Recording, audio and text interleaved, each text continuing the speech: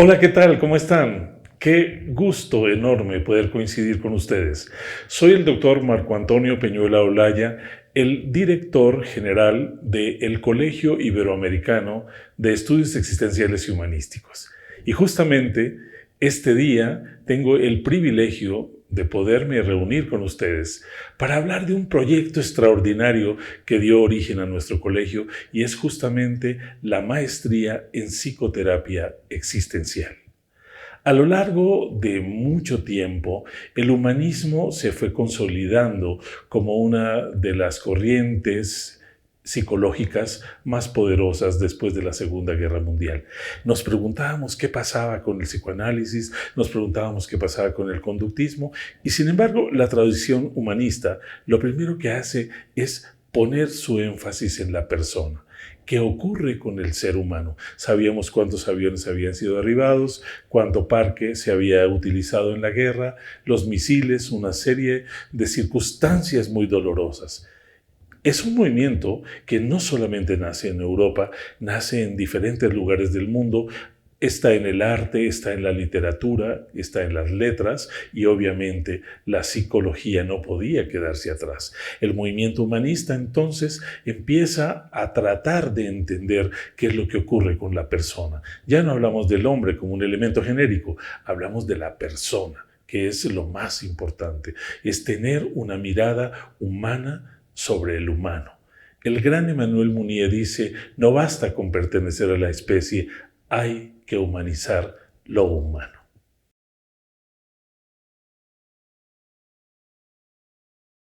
¿Qué es entonces la maestría en psicoterapia existencial? La maestría en psicoterapia existencial en realidad no solamente es un movimiento psicológico, es una filosofía de vida con base en la cual el estudiante, posteriormente el psicoterapeuta, tendrá herramientas muy concretas acerca del devenir de la persona, de su evolución, de su propio desarrollo. Lo más interesante de esta maestría es que no nos tenemos que parecer a nadie. Cada ser es único, irrepetible, indivisible. Tenemos una historia propia, una manera de mirar el mundo, una manera de sentir. No nos interesa etiquetar a nadie, ponerle una patología, colocarle un registro clínico. Nos interesa develar a la persona. Y también llevarla, como diría el gran Fritz Perls, del apoyo al autoapoyo. Lo más importante es contribuir a que el sujeto pueda sacar todas sus potencialidades, pueda entender cómo está viviendo su historia, que pase de ser un objeto a un sujeto y transformarse maravillosamente en una persona.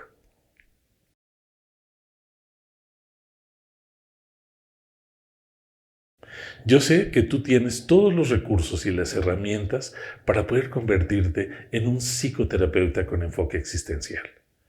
Para poder ingresar, lo que necesitamos fundamentalmente es que tengas alguna licenciatura, sobre todo en el campo de las humanidades. Puede ser médico, puede ser antropólogo, puede ser sociólogo, puede ser obviamente psicólogo, un médico y tener alguna especialidad asociada al campo de la salud.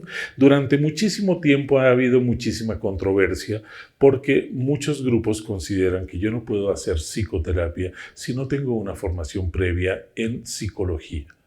Pero mi experiencia personal me ha permitido conocer a lo largo de 30 años formando psicoterapeutas que muchísimas personas, aun cuando su materia o su licenciatura de origen no sea psicología, han desarrollado una sensibilidad extraordinaria que les permite, obviamente, poderse integrar a un campo laboral que tenga que ver, obvio, con la psicoterapia y el enfoque humanista. Este perfil de ingreso te va a permitir, primero, desarrollar conocimientos, estrategias y habilidades del pensamiento. Pero lo más importante, muchas de las materias están relacionadas con el material personal. Cuando llevas los sueños, cuando llevas constelaciones, cuando llevas psicoterapia con distintas técnicas, el material que vamos a utilizar como parte de la metodología de enseñanza es justamente la historia de vida de cada uno de ustedes, sus propios procesos. Por eso el grupo, a la vez que es una etapa para la formación, también es un campo terapéutico, también es un grupo terapéutico que nos permite irnos encontrando mutuamente y poder cristalizar nuestra experiencia de formación a través de nuestra propia historia.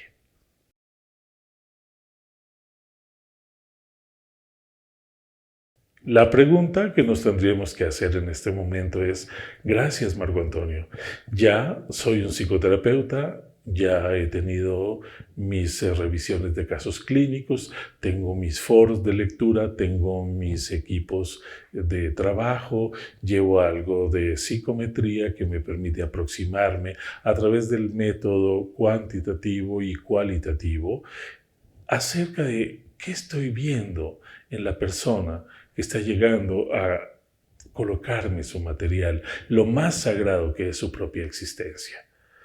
Pero ya que tengo todos esos recursos, ¿qué voy a hacer? ¿Cómo voy a egresar de esta maestría y en dónde me puedo emplear? Lo primero y lo más importante es que nosotros podemos facilitar el desarrollo y el potencial de los demás.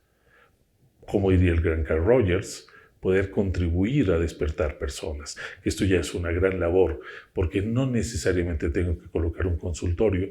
Yo, desde mi experiencia profesional, puedo ir haciendo un acompañamiento mucho más cálido, mucho más generoso, mucho más incluyente.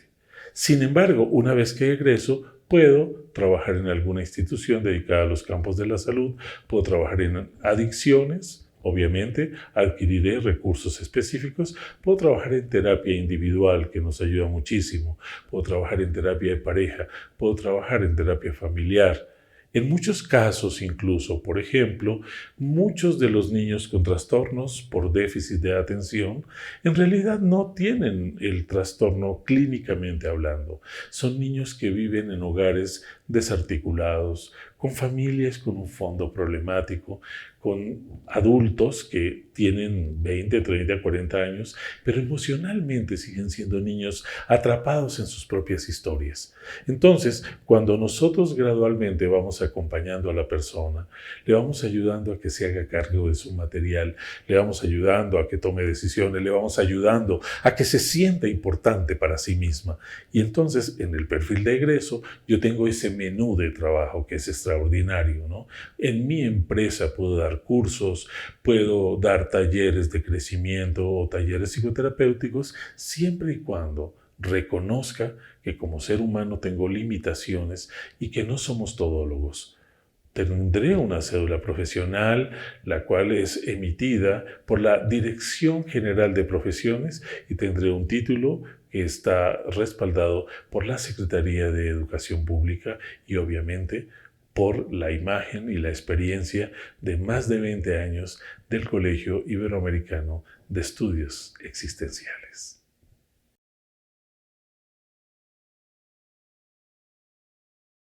Durante muchos años, el discurso psicoanalítico tuvo un peso muy grande. De hecho, aún ahora, estamos hablando con alguien y se entera que somos psicólogos o que somos psicoterapeutas y nos pueden decir como, ay, a mí no me psicoanalices, no me andes psicoanalizando. Pues perdóname, eso solamente es una metodología. Hoy en día, la psicoterapia existencial va a tener dos grandes pilares. Por un lado, la filosofía existencial. Veremos maravillosas obras. Tendremos la oportunidad de profundizar en los conceptos más íntimos de la psicoterapia existencial hasta ver los más contemporáneos de sus autores. Estos recursos, esta metodología, nos sirve como un marco teórico para poder entender el proceso de la persona. Y al mismo tiempo tenemos los recursos heredados del humanismo. la terapia centrada en la persona que propuso Rogers, algunas técnicas básicas de desarrollo terapéutico propuestas por la Gestalt directamente, otras técnicas que se pueden acompañar desde la logoterapia propuesta por Viktor Frankl, que de alguna manera se integra. Tenemos también algunos otros recursos heredados, por ejemplo, de la metodología de Bell Hellinger sobre constelaciones familiares. Podemos también tomar algunos elementos de la hipnosis ericksoniana, de la psicoterapia corporal, propuesta obviamente por Alexander Lowen, o tenemos algunas partes de vegetoterapia propuestas por Jean-Pierre Racos. Entonces, si ustedes se dan cuenta, no solamente tienes muchas herramientas para poder trabajar. Tampoco se trata de un modelo meramente eclecticista que va a tomar un poquito lo mejor de todo. Sí tenemos una metodología rigurosa. Hay campos clínicos específicos. La persona tiene que aprender a hacer una anamnesis, tiene que aprender a hacer una historia clínica adecuada, a profundidad, con una técnica de entrevista que ayude a que el sujeto vaya encontrando recursos y elementos que lo integren. Por otro lado, la diferencia que tenemos con otros enfoques es que no tenemos que etiquetar a nadie, no tenemos que pensar por el otro ni tomar decisiones por el otro. Lo que hace este enfoque, primero, es acompañar al sujeto en su develarse. Y van a aparecer momentos muy dolorosos, muy difíciles, porque tengo que hurgar un poco en mi historia personal o un mucho, evaluar cuáles han sido los aprendizajes y tomando como base a Jacques Derrida, hacer una deconstrucción.